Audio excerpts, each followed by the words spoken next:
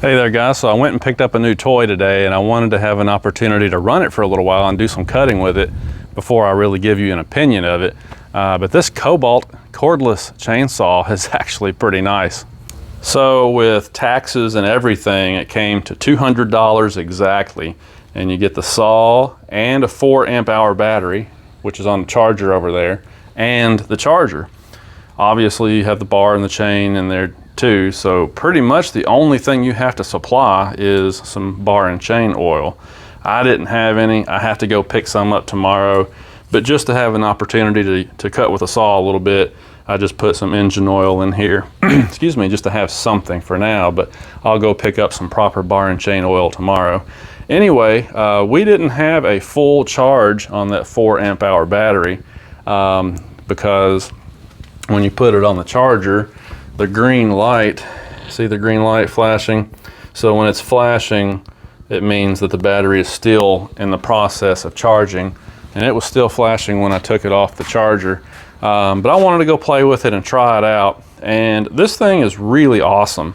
We went down the fence row out here. Let me show you this fence row. So we started down there and went down the fence row. See all those pine trees? We went down through there, and we went way back behind the house, a few hundred feet, and trimmed limbs out of the bottom of those trees so that I could mow around it more easily. And then when we got done with that, we went down here on the riverbank and started cutting some honeysuckle brush. Depending on where you are in the country, you may call that stuff something different, but we call it honeysuckle. It's a small tree that grows really rapidly. It's actually listed as an invasive species. What it does is it has a really shallow root system so that it can spend all of its energy growing taller, and that's how they outcompete the hardwoods. And so that honeysuckle brush will take over a natural forest and just ruin it in a matter of 5 years. So I've been periodically cutting back some of that honeysuckle brush. I got a big pile of it piled up down there now. So anyway, we cut quite a bit of stuff with this before the battery died, and it didn't even have a full charge. So I'm gonna leave it on the charger tonight and let it get a full charge, and we'll go back at it again tomorrow. As far as how it cuts, I mean, this is a 12-inch bar, as you can see. So it's, you know, it's not real big, but that's kind of what I wanted. I wanted something that I can trim limbs with, cut honeysuckle brush out with, maybe handle small hardwoods that fall across the road in a storm. Something that's able to do that and yet still be lightweight. You know, this saw is pretty lightweight, so you can handle it a lot easier. You know, I'm planning on even keeping it charged up and keep it in the back of my truck here, because you never know on these country roads when you're going to run into a tree that's fallen across the road or something. So I just wanted something I can keep with me, lightweight, and cuts really well for medium to smaller stuff. We do have a steel gas-powered chainsaw for the heavier stuff, and I have to say, this thing cuts really, really good. Chain is super sharp right out of the box, of course, and it cuts awesome. I really like the chain tensioning system because it's toolless. So all you have to do is loosen this up. I got it pretty snug right now, but if you loosen that up just a little bit, then you can use this dial to set your chain tension, and then when you get it where you want it, you tighten that back down. All there is to it, no tools required, which is really nice. This actually is just so much handier than that steel gas-powered saw.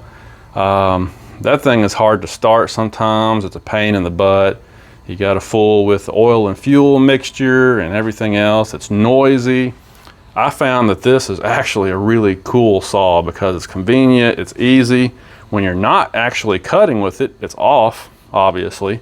So it's just a lot less of a headache, literally, to work with this.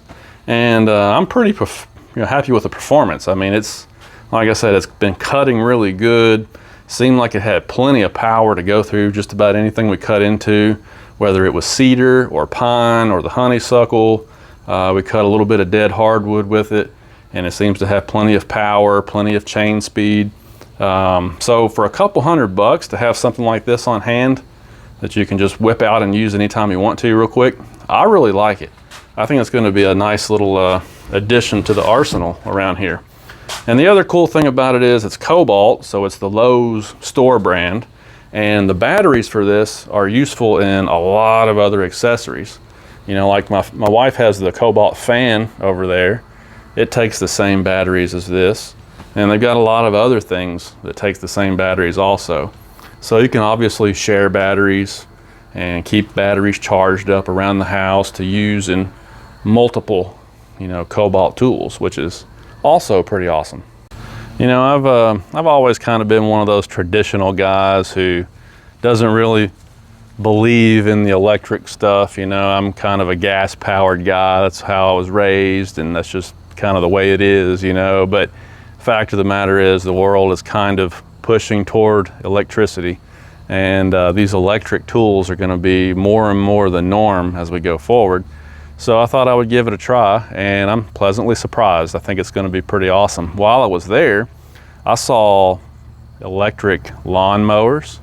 They had a battery powered zero-turn mowers in the store, and just about everything else you could imagine, blowers and weed trimmers and gosh, everything that you could possibly think of, they offer in a battery powered version now. So I guess that's sort of the way that the world is going. One of the things I've never really liked about power tools like this that are battery powered is that it seems like every couple of years they change the format.